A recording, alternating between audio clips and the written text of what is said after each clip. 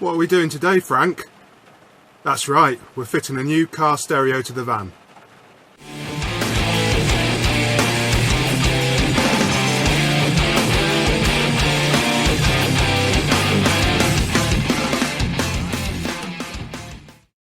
Okay guys, today we're going to do a very quick video of how to fit a new car stereo head unit to your VW Transporter T5. My vehicle's a T5.1, manufactured in 2012. I believe the standard T5 is slightly different, so please check whether this video applies to you or not. Okay, so I bought this head unit from Amazon. It's an unbranded Chinese version. First impressions of opening the box, it looks pretty decent quality. It's an Android 9 touchscreen unit, 2 gigs of RAM, quad-core processor, all those bits and pieces, sat-nav, phone mirroring, etc, etc.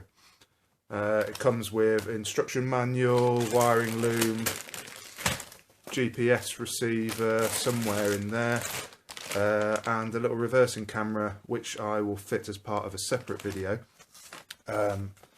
So that's the stereo I bought. We'll have a walk over to the van and I'll show you quickly how to swap out the original stereo and put a new one in. See you in a bit.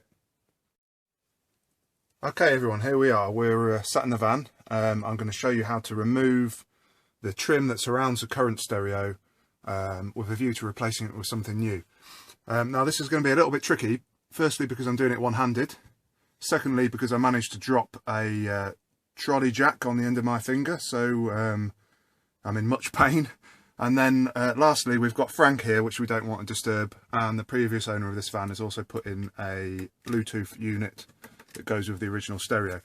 So first thing to get rid of the original stereo is you want to be using a tool, a trim tool like this, or an old credit card. You just slide it down the back, and there's a couple of clips that hold it in. And it just works its way loose. So once you've got that loose from the two clips are one there, one there. The next step is to look for these bolts. Don't know if you can just see, one there and one there to unscrew. I've got the tool, the bit that I think is going to fit here, which it is. Pop that in my screwdriver tool, just 1 second.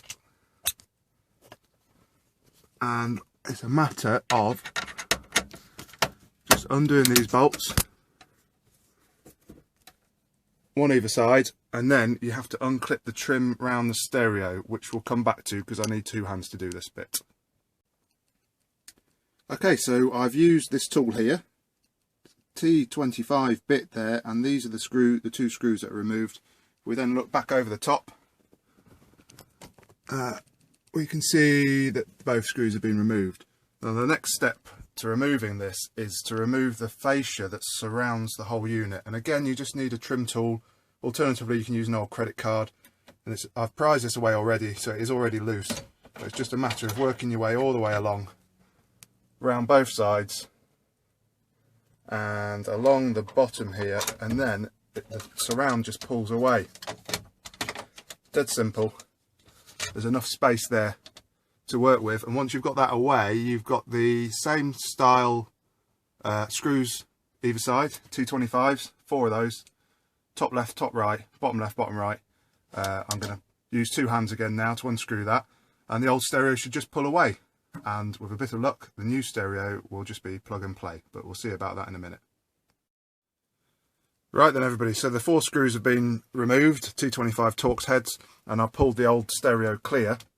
Not quite as simple as what I was hoping in my particular case, because it looks like we've got some additional wiring here, which I suppose isn't unsurprising considering the Bluetooth unit and the associated microphone with that. So I'm going to have to get to the bottom of what's what there before I put in the new stereo.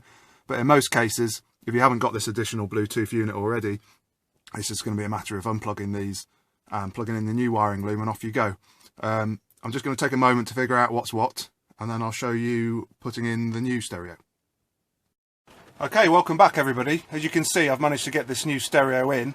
I did get a bit caught up in the job, so unfortunately I haven't got any shots of me doing the wiring, but assuming you haven't got the original Bluetooth unit like me, it should be straightforward. And in the top corner now, I'll just show you an image of the wiring harness that you need to disconnect, and then it should just, for you, be a matter of clipping in the new one. The old Bluetooth unit used to sit there, but that has left me a nice little space for the GPS receiver with a cutout in the trim already. First impressions of the unit, it's pretty decent actually. It's got everything you'd expect. Touchscreen, Android 9, you can see the menu across the middle there, navigation, music, video, Bluetooth. You've got apps, full Play Store, pretty decent touchscreen. We go back to the top menu. Let's see if we press the play. Okay, so sound quality is pretty decent.